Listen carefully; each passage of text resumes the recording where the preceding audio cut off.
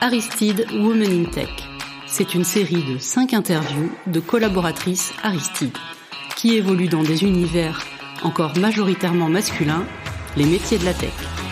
Elles témoignent aujourd'hui au micro de Delphine Zanelli, autrice du podcast L'entreprise de demain.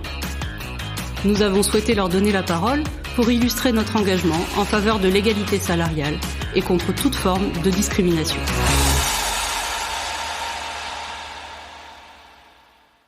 Bonjour Stéphanie. Bonjour Delphine. Merci d'être avec moi et d'ouvrir cette session de podcast. Est-ce que vous pouvez vous présenter ? Donc j'ai une formation initiale de graphiste. J'exerce cette profession depuis des années 2000. J'ai eu plusieurs expériences professionnelles dans ce domaine. Donc j'ai souhaité évoluer vers les métiers du web. J'ai donc suivi une formation de développeur internet multimédia en 2008-2009. Et donc cette formation m'a permis d'appréhender la programmation et d'avoir un profil professionnel entre guillemets multifacette. Pourquoi vous avez fait cette formation ? Pour évoluer. Pour évoluer professionnellement et m'ouvrir à une autre branche du métier que j'avais choisi en fait. Quels ont été les défis que vous avez rencontrés en chemin ? Sur le terme de cette formation ? Sur votre parcours ? En fait, il a fallu évoluer. Il faut évoluer avec les logiciels, il faut évoluer avec le monde. Et du coup, ouais, j'ai souhaité vraiment... Après, il a fallu m'accrocher parce que j'ai repris cette formation, j'avais plus de 30 ans. J'avais jamais abordé la programmation, le code, etc. J'avais pas forcément la logique puisque je venais j'ai un profil littéraire de base. Vous ne pensiez pas avoir la logique ? Je ne pensais pas avoir la logique. Oui. Et donc, oui, ça m'a demandé quand même beaucoup d'énergie pour accéder, pour valider cette formation. Et comment vous avez réussi à passer le pas ? Comment vous avez réussi à y aller ? Parce qu'en fait, on a tendance à procrastiner dans ces cas-là. C'est la dynamique d'évolution, en fait. Est-ce qu'il y a quelque chose qui vous a permis d'y aller ? J'étais vraiment axée sur du print. Et le web, en fait, j'ai vu que ça apprenait vraiment un pas... une importance dans le monde de la communication. Donc, fatalement, je me suis sentie obligée de suivre le rythme, en fait. Oui, mais il y a parfois des personnes qui se sentent obligées, mais qui n'y vont pas, quand même. Je pense que c'est une question de personnalité. Quelles sont les qualités pour faire ce pas-là et pour appréhender ce nouveau domaine, en fait ? C'est d'aimer le challenge. Enfin, c'est toujours... c'est mon moteur, le challenge, en fait. D'accord. Donc, le challenge et puis réussir, en fait, c'est hyper gratifiant à titre personnel. C'est un investissement, c'est compliqué, c'est pas toujours facile. Mais ça procure quand même une satisfaction personnelle. Qu'est-ce qui procure cette satisfaction ? Le fait d'apprendre, d'apprendre et de réussir, en fait. De réussir à s'adapter, à apporter un plus au métier, en fait. Et si vous résumiez, vous diriez quelles sont les qualités qui sont nécessaires pour travailler dans la tech ? Alors, je pense qu'il faut de l'adaptabilité, clairement. Il faut toujours s'adapter. Je pense aussi qu'il faut faire preuve de beaucoup de polyvalence, de rigueur, d'autonomie. En tout cas, moi, c'est les grandes qualités, en tout cas, que vous avez... que je pense avoir, en tout cas, et qui m'ont permis, en tout cas, je pense, d'évoluer dans ce milieu. Et quels sont les bénéfices à évoluer dans ce milieu ? Comme c'est un milieu qui est en évolution continue, en fait, le challenge, il est continu, en fait. C'est de toujours avancer. En fait, on ne stagne pas. C'est vraiment Moi, c'est ce que j'aime dans ce métier. C'est que c'est stimulant. C'est stimulant, c'est hyper stimulant. C'est hyper stimulant. Et pourquoi il y a si peu de femmes qui évoluent dans ce domaine ? Eh bien, j'ai réfléchi à cette question et en fait, j'ai parcouru plusieurs lectures et je me suis rendu compte qu'en fait, il y avait, au début des métiers du numérique, il n'y avait que des femmes. Il y avait beaucoup de femmes. Jusqu'aux années 90, j'ai envie de dire. Comme c'est des métiers qu'on commençait à intéresser économiquement, un peu comme toujours, ça a fini par se masculiniser. Et maintenant, en fait, je pense que la femme a... Alors, c'était pas le même type de métier, mais... je ne saurais pas vraiment expliquer. Après, je pense que c'est plus général, c'est la femme dans la société et c'est devenu des postes quand même d'une certaine catégorie sociale, en fait.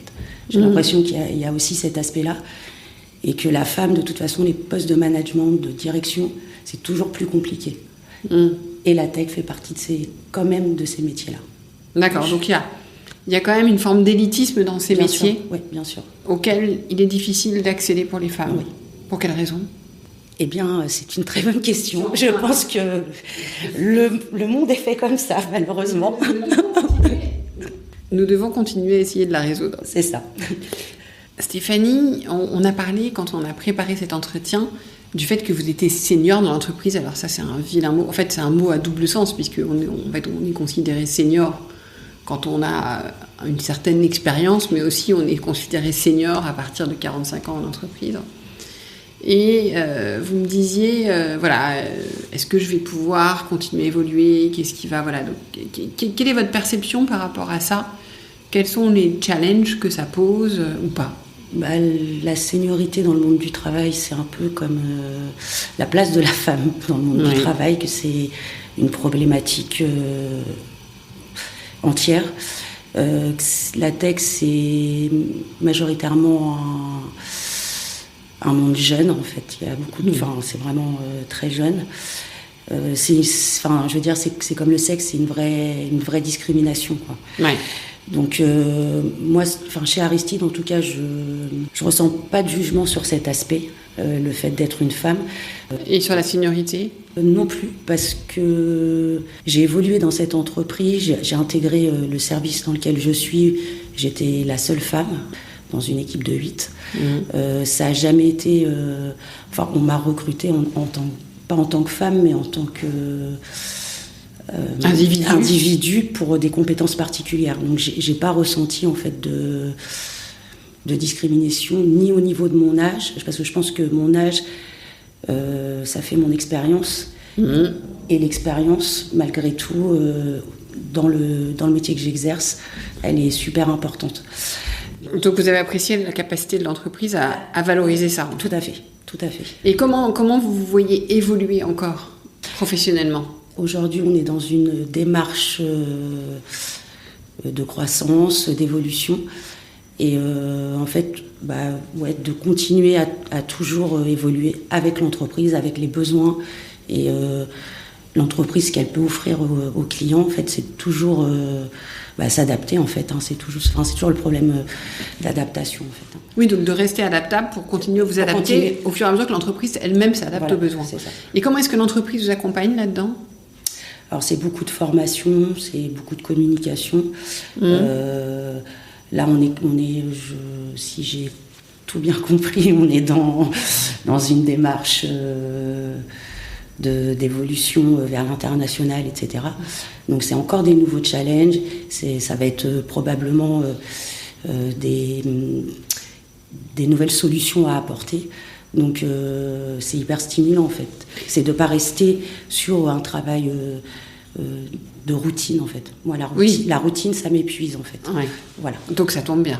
Ça tombe très bien. Si vous aviez pour finir un message à passer à vos collègues femmes ici, qui s'interrogent pour évoluer vers les parties plus technologiques des métiers d'Aristide, qu'est-ce que vous leur diriez ? Quels conseils vous leur donneriez ?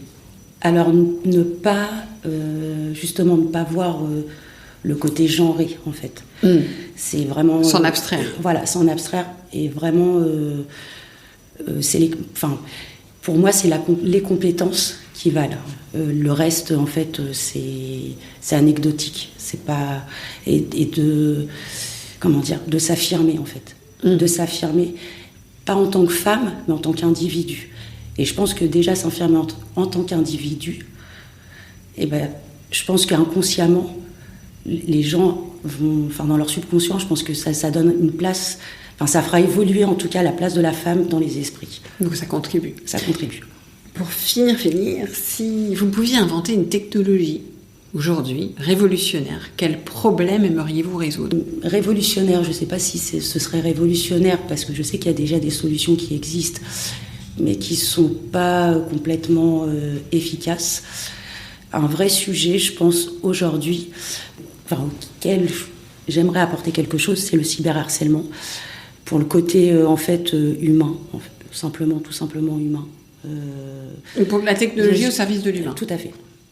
Merci beaucoup Stéphanie. Je vous en prie Delphine. Merci à vous. Aristide améliore chaque année son index d'égalité. Il est de 95 sur 100 en 2024. C'est 4 points de plus que l'année précédente. Chez Aristide, nous mettons un point d'honneur à favoriser l'inclusion et la diversité dans tous nos recrutements et à lutter contre les stéréotypes. Aristide est une entreprise à taille humaine, en pleine croissance. Nous avons régulièrement des postes à pourvoir, alors n'hésitez pas à nous rejoindre.